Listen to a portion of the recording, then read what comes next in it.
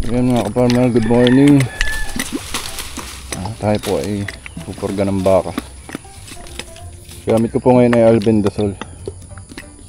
Parang balbasin din, pero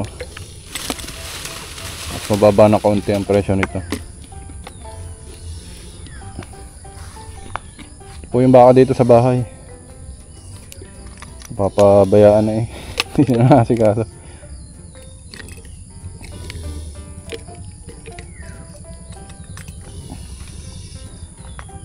Ganda ngayong umaga tayong pupurga.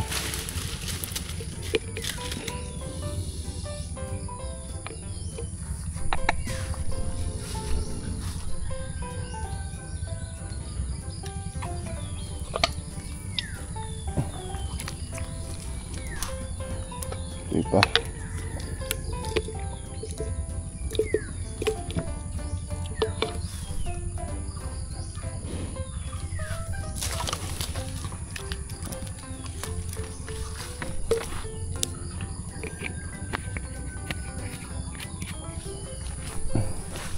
Hindi makaliban. Medyo maliit-liit itong aking isang pagtalian eh. Kaya dito kasi malapit-lapit eh. Takaw naman itong bakang ito. Eh kaso nga lang hindi sayang pagkataon. Ilang buwan na rin hindi na napupurga, natuturukan.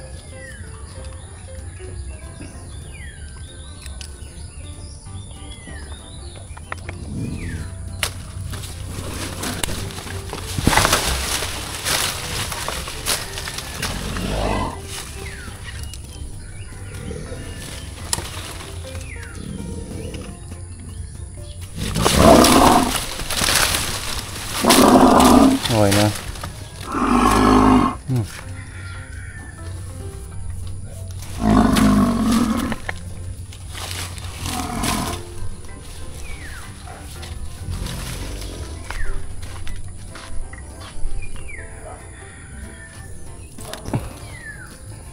So yung mga nagtatanong nga pala kung okay lang mag vitamins ng monthly, okay lang naman yun, wala namang overdose ng ang vitamins. Ang problema lang dyan, nagkakapubya na yung baka. Pag lalapitan nyo, akala nyo palaging sasaktan. Kaya ginagawa ko ay kada 3 months na lang, para kahit paano makapahinga yung baka. Pero wala masama kahit i-monthly nyo eh, basta maamo. Tara.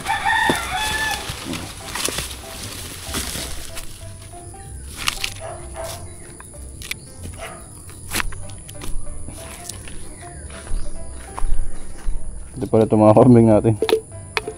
Damay na.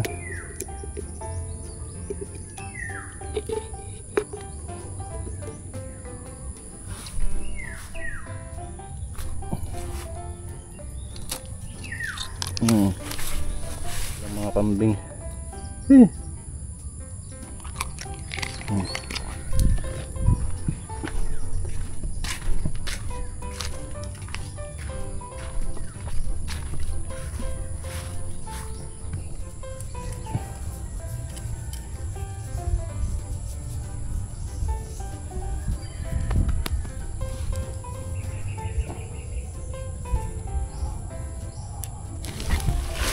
Okay. Ang bait na.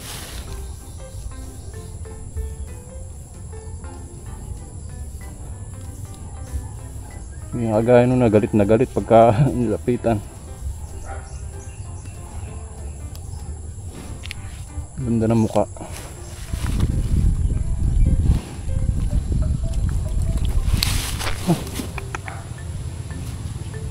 Pulag.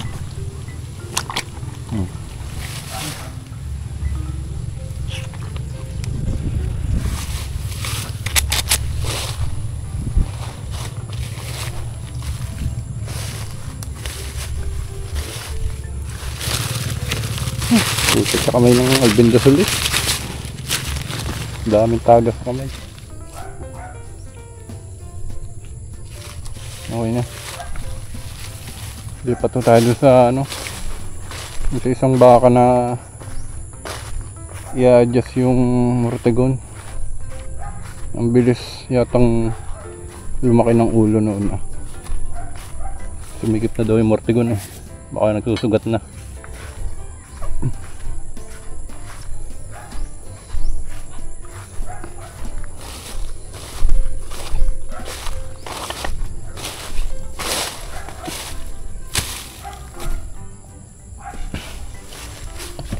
Meanwhile, sumikip na nga mga Mortegon. Ano yung tumaba agad yan? 2 buwan. Kailan binili? December, January, February. 2 buwan pa nga lang itong alaga. Tumaba nga ng kaunti. Tumaba din naman sa tubig at asin. Ganda na rin ang huli. Hindi na rin pangit.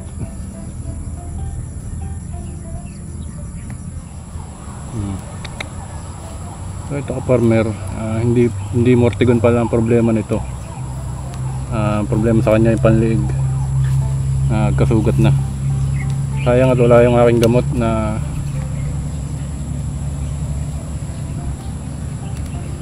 pang spray. Tingin ko ay dapat tanggalin to.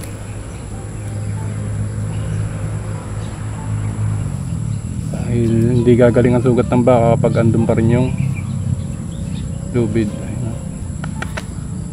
Grabe sayang. Alcohol na lang ating ibibigay. Wala yung gamot.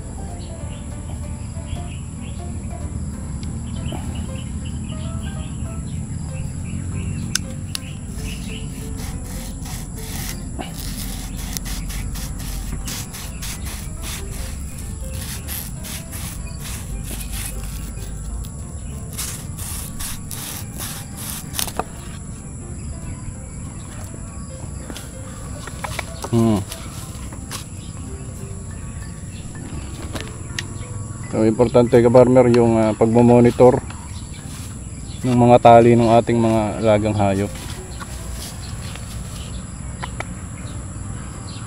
Dahil pag napabayaan, doon nagkakaroon ng problema. Bigyan na rin natin siya ng vitamins para mabilis umukay yung kanyang mga sugat, yung kanyang sugat.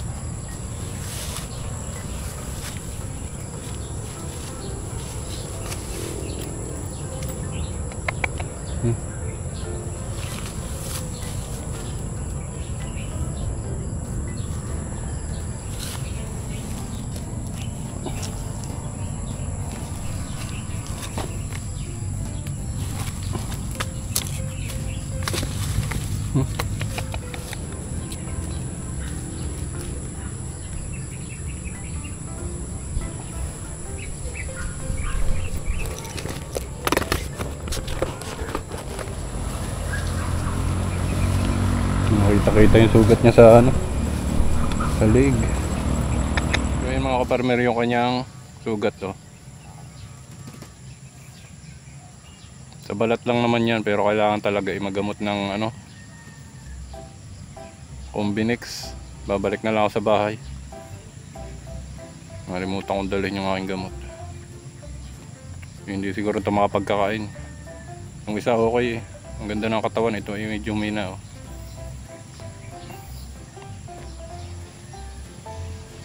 Sa panlig ang naging problema niya. Yung Mortegon okay pa yan. Tsaka kung talaga masikip yan, dapat ay sugat na rin yung nasa tainga. Okay naman. Yung panlig lang. Kumuskos doon sa lambi. Yan dinidilaan niya. Maamo na ang bakang ito Tsura ka-farmer. a few inches later. Lang siya natatakot.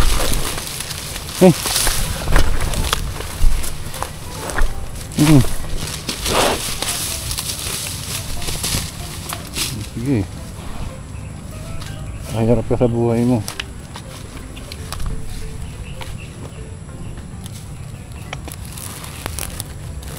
Siya na mismo yung nagtali sa sarili niya eh. Siya na mismo yung umikot. I-sprayan lang naman to, tapos okay na. Para makakain-kain. Dinadapo na lang ako eh, kaya naaabala yung kanyang pagkain.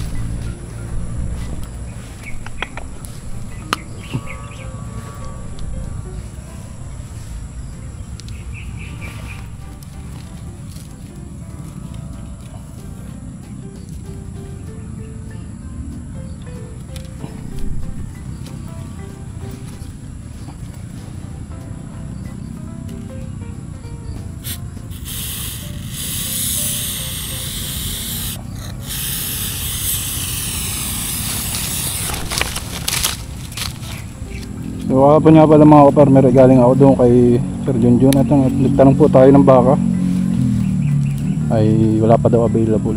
Sinilip ko nga naman yung kulungan ay wala pang kalaman-laman. May dumating daw na baka ay napakamahal kaya hindi na niya kinuha. Nahirapan nga lang namang ibenta.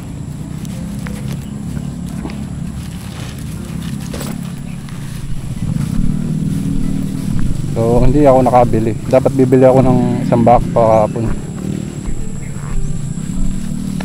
Ha?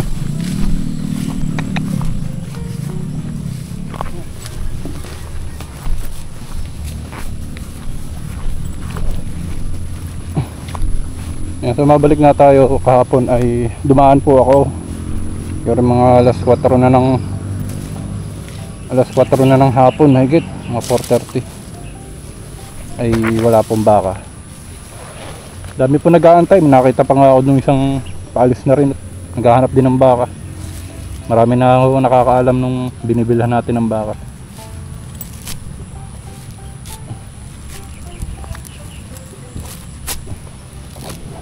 Dito kasi sa amin ka-farmer, sobrang mamahal ho ng baka din dito. Eh kung ikukumpara natin kay Sir Junjun, di hamak na mas mura yung kanyang benta. Siguro sa sinasabi ng iba ay mahal pa rin yun. Pero dito sa amin mura na po yung ganyang presyo. Yan, ito po ay 47, ito ay 45. Oh. Bawa maalagaan ng mga isang taon mahigit, sa taon kalahati ay malayo naman humalugi na. Hindi kagaya na sa ibang bakahan. Pag kayo ay nakabili ng ibang baka sa ibang bakahan, eh ang hirap pagtubuan. Pinakamot niya yung sugat niya. Malaking bagay po yung na-sprayan na magana yung balat niya eh. Pero mahirap din pagka maano yung lambi ng baka. Pag malaylay ang lambi ay mabilis magsugat pagka sa mga panliig ang tali. Tsaka ano na rin siguro, 2 buwan na rin eh. Ay di siguro napabayaan ng kaunti nung nag-alaga. Isipin nyo ay medyo lumaki na rin yung sugat.